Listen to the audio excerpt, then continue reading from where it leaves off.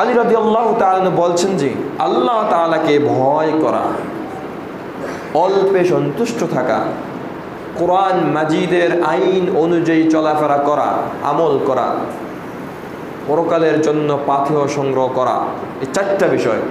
আল খাউফু মিনাল জালিল, আল্লাহকে ভয় করা, সব সময় আল্লাহ তাআলার ভয় নিজের ভিতরে রাখা, আর মনে রাখা যে আল্লাহ তাআলা আমাকে দেখতেছেন সার্বক্ষণিক, আমি যেখানেই থাকি না কেন। আর অল্পে সন্তুষ্ট থাকা, ওয়াল কানাআতু বিল কালিল, অল্পে সন্তুষ্ট থাকা। নবী সাল্লাল্লাহু আলাইহি সাল্লাম বলেছেন, তোমরা দুনিয়াবী বিষয়ে নিচের দিকে তাকাও। কেমনে? যে আমি যদি তাকাই যে আমার সাথী সে অনেক টাকার মালিক, এইভাবে যখন আমি তাকাবো তখন আমার ভিতরে শুকরিয়া জিনিসটা আর থাকবে না।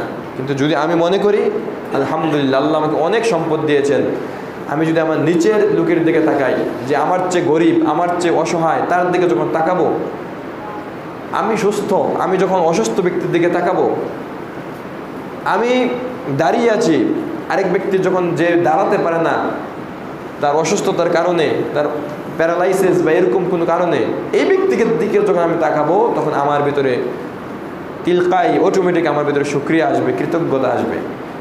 উনজুরু ইলা মান আসফালা মিনকুম, তোমরা তাকাও তোমাদের নিচের দিকে।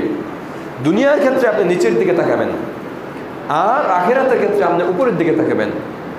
আপনি তাহাজ্জুদ আদায় করেন, সালাতুল দুহা আদায় করেন, ফরজ নামাজ তো পড়েনি, রোজা রাখেন, ভালো কাজ করেন, কোরআন তেলাওয়াত করেন, জিকির আজকার করেন, দান সদকা করেন, মানুষকে ভালো কাজে আদেশ দেন, সার্বক্ষণিক আপনি ইবাদতের মধ্যে আছেন।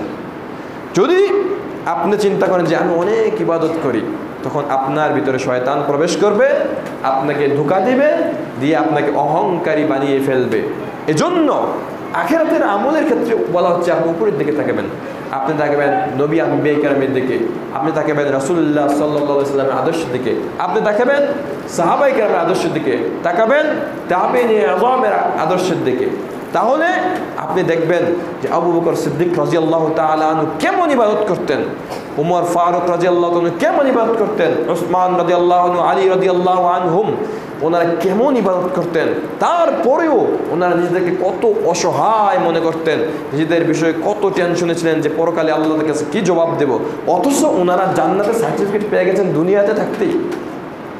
যখন আমরা তাদের দিকে তাকাবো তখন নিজের ভিতরে আমলের স্পৃহা আরো বাড়বে, অহংকার তো আসবে নাই।